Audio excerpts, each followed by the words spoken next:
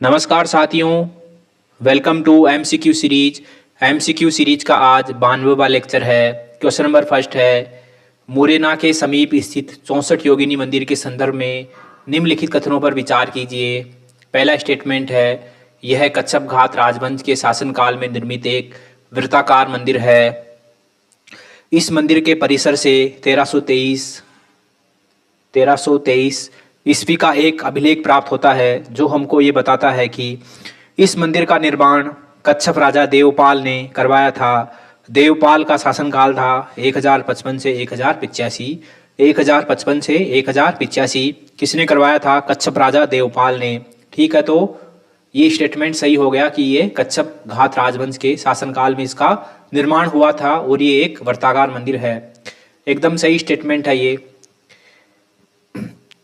ठीक है, ये मंदिर ग्वालियर से 40 किलोमीटर उत्तर में अवस्थित है। इसका शक्ति पूजा या शाक्त संप्रदाय से संबंध है। दूसरा स्टेटमेंट है, यह भारत में निर्मित एकमात्र वृत्ताकार मंदिर है, जो कि गलत स्टेटमेंट है। ये एकदम जो है एक्सट्रीम स्टेटमेंट है कि एकमात्र ही मंदिर है। ऐसा कैसे संभव हो सकता है कि इतने बड़े भारत में केवल एकमात्र ही वृत्ताकार मंदिर हो? तो जब पहला स्टेटमेंट सही है, दूसरा गलत है, तो एक बार ऑप्शन देखते हैं। दूसरा इसमें है, ये गलत हो गया, ये गलत हो गया। पहला सही है तो इसमें भी दूसरा है, तो इसमें सी ऑप्शन सही हो जाएगा। एक बार अन्य ऑप्शन भी देख लेते हैं। इसका उद्देश्य इस क्षेत्र में वैष्णव पूजा पद्धति को प्रोत्साहन देना था। तो एक बात गौर कीजिए कि ये 64 योगिनी मंदिर है। जब ये 64 योगिनी मंदिर है तो इसका जो है इसका उद्देश्य वैष्णव पूजा पद्धति को प्रोत्साहन करना क्यों होगा? एक कॉमन सेंस की बात है। इसका शक्ति पूजा या शाक्त संप्रदाय से संबंध था। इसका वैष्णव पूजा पद्धति से संबंध नहीं था, इसका संबंध था शक्ति पूजा या शाक्त संप्रदाय से। चौथा है इसके, तो तीसरा गलत हो गया। चौथा है, इसके डिजाइन से यह लोकप्रिय धारणा बनी कि यह भारतीय संसद भवन के लिए प्रेरणा स्रोत रहा था। एकदम सही है। इसका डिजाइन और भारत का जो संसद है उसका डिजाइन जो है थोड़ा बहुत मिलता जुलता है, तो इससे ऐसा धारणा बनी है कि इससे जो है भारतीय संसद की जो डिजाइन है वह इंस्पायर्ड रही होगी। तो इसमें सी ऑप्शन सही हो जाएगा। क्वेश्चन नंबर 2 है, निम्नलिखित में से कौन सा प्राचीन नगर अपने उन्नत जल संचयन और प्रबंधन प्रणाली के लिए सुप्रसिद्ध है, जहां बांधों की श्रृंखला का निर्माण किया गया था और संबंधित जलाशयों में नहर के माध्यम से जल को प्रवाहित किया जाता था? तो ऐसा नगर है धोलावीरा, हड़प्पा सभ्यता का नगर धोलावीरा। गुजरात के कच्छ वाले क्षेत्र में अवस्थित है धोलावीरा। यह नगर 3 भागों में विभाजित है। अमूमन नगर 2 भागों में विभाजित होते थे हड़प्पा सभ्यता में, लेकिन ये 3 भागों में विभाजित था। इसमें वाटर मैनेजमेंट बहुत अच्छा था। इसमें एक बहुत बड़ा साइन बोर्ड बना हुआ था। इसमें एक बहुत बड़ा स्टेडियम मिला है। ठीक है, तो ये धोलावीरा की विशेषता थी। कालीबंगा जो कि राजस्थान में था। राखीगढ़ी जो कि हरियाणा में था, और रोपड़ पंजाब में। ठीक है, चलते हैं आगे। क्वेश्चन नंबर 3 है, गुप्त वंश के पतन से लेकर आरंभिक 7वीं शताब्दी में हर्षवर्धन के उत्थान तक उत्तर भारत में निम्नलिखित में से किन राज्यों का शासन था?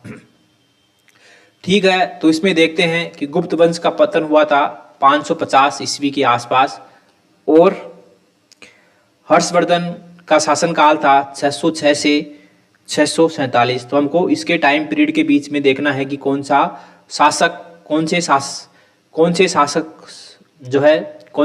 शासन कर रहा था, कौन सा राजवंश शासन कर रहा था। ठीक है, तो इसमें देखते हैं मगध के गुप्त शासन कर रहे थे। मगध में और मालवा में उत्तर गुप्त शासन कर रहे थे, तो ये एक सही हो गया। ठीक है, तो इसमें ऑप्शन भी देखते चलते हैं। एक सही हो गया, तो ये इसमें एक नहीं है, इसमें एक नहीं है, ये दोनों कट जाएंगे। ठीक है, इसमें मालवा के परमार, तो जो मालवा के परमार है ये 11वीं और 12वीं शताब्दी के हैं, तो ये गलत हो गया, दूसरा गलत हो गया। तो दूसरा इसमें था, ये गलत हो गया, ये दूसरा था। ठीक है, तो इसमें हमारा बी ऑप्शन बच गया, तो इसमें बी ऑप्शन हमारा आ जाएगा। लेकिन एक बार ऑप्शन और देख लेते हैं। ठीक है, थानेश्वर के पुष्यभूति, ठीक है, ये भी शासन कर रहे थे, ये नहीं कर रहे थे, ये भी कर रहे थे। थानेश्वर के पुष्यभूति या फिर थानेसर के वर्धन वंश के संस्थापक पुष्यभूति हैं। थानेसर के वर्धन वंश के संस्थापक पुष्यभूति हैं। कन्नौज के मोखरी, ठीक है, तो ये शासन कर रहे थे। देवगिरी के यादव 12वीं शताब्दी के अंत और 13वीं शताब्दी के आरंभ के हैं, तो ये नहीं हो सकते। और वल्लभी के मैत्रक ये शासन कर रहे थे, ठीक है, तो इसमें 1, 3, 4, 6 सही हो जाएगा। क्वेश्चन नंबर 4 है, 17वीं शताब्दी के पहले चतुर्थांश में निम्नलिखित में से कहाँ ईस्ट इंडिया कंपनी का कारखाने अवस्थित थे? तो ये केवल भरूच में ही अवस्थित थे। चिकाकोल और तिरुचिनापोली में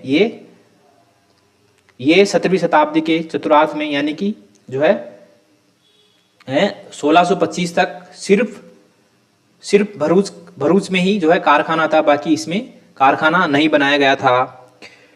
जो चिकाकोल है और तिरुचिनापोली है, इसका उल्लेख आता है, इसकी चर्चा आती है कर्नाटक युद्ध के दौरान, इसकी चर्चा होती है। और कर्नाटक युद्ध हुआ था, हमको पता है, पहला कर्नाटक युद्ध हुआ था 1740 में, और ये हमको 1625 से पहले का पहुंच रहा है, तो ये ऐसे भी नहीं हो सकता, तो ये दोनों कट जाएंगे। जो चिकाकोल है, इस पर हैदराबाद का नियंत्रण था, और तिरुचिनापोली है, इस पर कर्नाटक के नवाब का नियंत्रण था, ठीक है, तो इसमें केवल भरूच सही होगा, ये ऑप्शन सही है। 17वीं शताब्दी के पहले चतुर्थांश में जो है ईस्ट इंडिया कंपनी का कारखाना था केवल भरूच में। क्वेश्चन नंबर 5 है, पुर्तगाली लेखक नूनीज के अनुसार विजयनगर साम्राज्य में महिलाएं निम्नलिखित में से किन क्षेत्रों में निपुण थी? तो नूनीज आए थे तुलु वंश के शासक अच्युत देव राय के समय 1535 में विजयनगर आए थे, और इनके अनुसार जो है उस समय महिलाओं की स्थिति बहुत सही थी। महिलाएं बहुत सारे क्षेत्रों में प्रोग्रेस कर रही थी। इसमें कुश्ती में प्रोग्रेस कर रही थी, ज्योतिष शास्त्र में प्रोग्रेस कर रही थी, लेखाकरण में निपुण थी और भविष्यवाणी में निपुण थी। चारों में निपुण थी, कुश्ती में, ज्योतिष शास्त्र में, लेखाकरण में और भविष्यवाणी में। तो इसमें डी ऑप्शन सही हो जाएगा, चारों में निपुण थी महिलाएं। क्वेश्चन नंबर 6 है, आंध्र प्रदेश में मदनपल्ली के संदर्भ में निम्नलिखित में से कौन सा कथन सही है? तो मदनपल्ली के संदर्भ में ऑप्शन सी सही है। रविंद्रनाथ टैगोर ने यहाँ पर राष्ट्रगान का बांग्ला से अंग्रेजी में अनुवाद किया था। यह घटना है 1919 की। रविंद्रनाथ टैगोर ने यहाँ पर राष्ट्रगान का बांग्ला से अंग्रेजी में अनुवाद किया था 1919 में।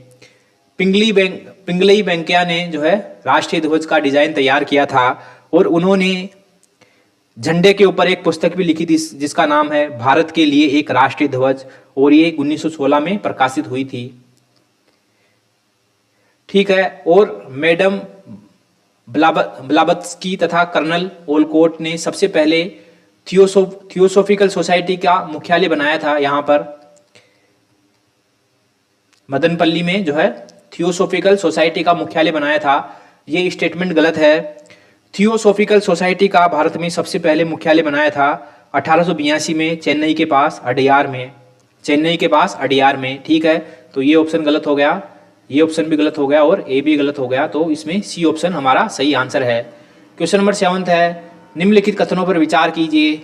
पहला स्टेटमेंट है, इल्तुतमिश के शासनकाल में चंगेज खान भगोड़े ख्वारिज्म युवराज की खोज में सिंधु नदी तक पहुंचा था। एकदम सही स्टेटमेंट है कि इल्तुतमिश के शासनकाल में जो चंगेज खान है उसने ख्वारिज्म को रोक दिया था, और उसका जो युवराज है मांगबरनी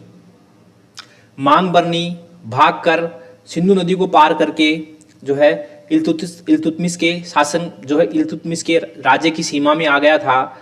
तो जो है चंगेज खान ने सिंधु नदी को पार नहीं किया, और जब इल्तुतमिश के पास जो है मांगबरनी पहुंचा तो इल्तुतमिश ने उसको कहा कि यहाँ की जो हवा पानी है वह आपके लिए उपयुक्त नहीं है, ठीक है। तो इल्तुतमिश ने भी उसको शरण नहीं दी थी।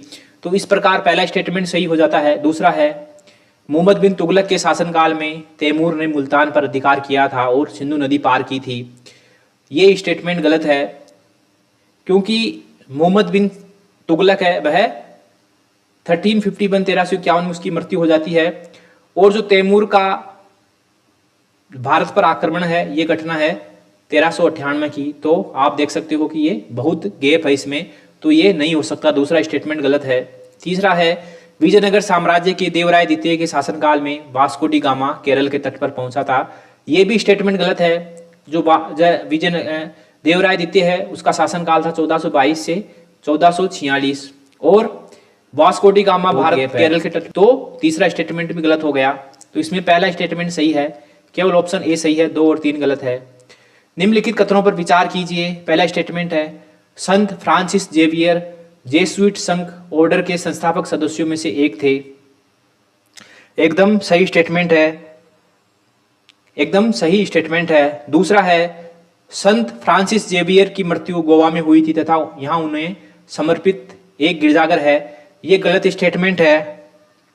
संत फ्रांसिस जेवियर 1542 में गोवा जरूर आए थे लेकिन उनकी मृत्यु हुई थी चीन में और ये जेसुइट संघ के संस्थापक सदस्यों में हैं। ठीक है, ये जेसुइट संघ के संस्थापक सदस्यों में हैं, तो पहला स्टेटमेंट गलत है।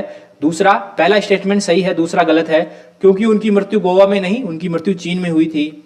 और तीसरा है गोवा में प्रतिवर्ष संत फ्रांसिस जेवियर के भोज का अनुष्ठान किया जाता है, जो कि सही स्टेटमेंट है। तो इसमें सही है, तो इसमें पहला और तीसरा सही है, 1 और 3 इसमें सही है। सी ऑप्शन इसका सही आंसर आ जाएगा। क्वेश्चन नंबर 9 है प्राचीन भारत के इतिहास के संदर्भ में निम्नलिखित कथनों में से कौन सा कथन सही है। ठीक है, तो मिताक्षरा और दाई भाग, तो मिताक्षरा की रचना की थी विज्ञानेश्वर ने और दाई भाग की रचना की थी जिमूत वाहन ने। पहला स्टेटमेंट पढ़ते हैं। मिताक्षरा ऊंची जाति की सिविल विधि थी और दाई भाग निम्न जाति की सिविल विधि, जो कि गलत स्टेटमेंट है।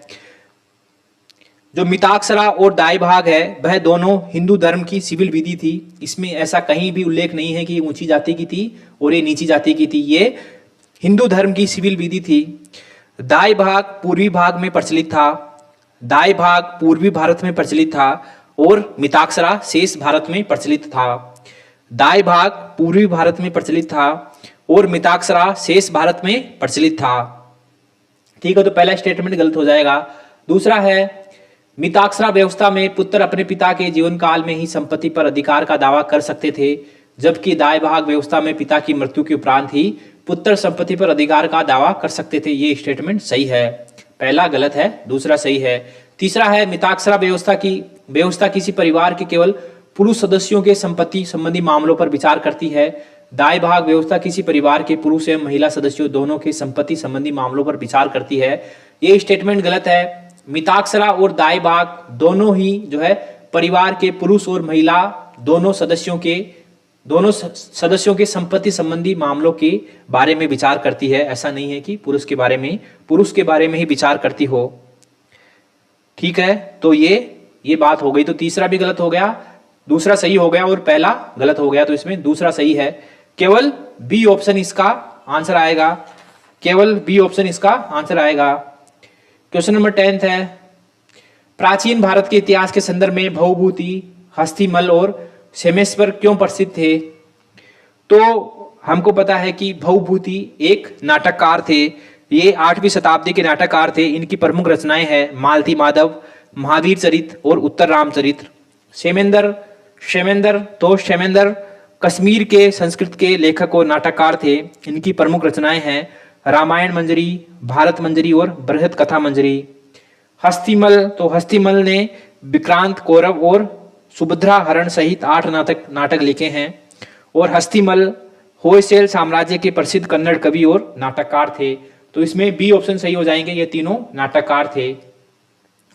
ठीक है साथियों, MCQ सीरीज का लेक्चर नंबर 92 92 यहीं समाप्त होता है। मिलते हैं अगले लेक्चर में, तब तक के लिए थैंक यू वेरी मच।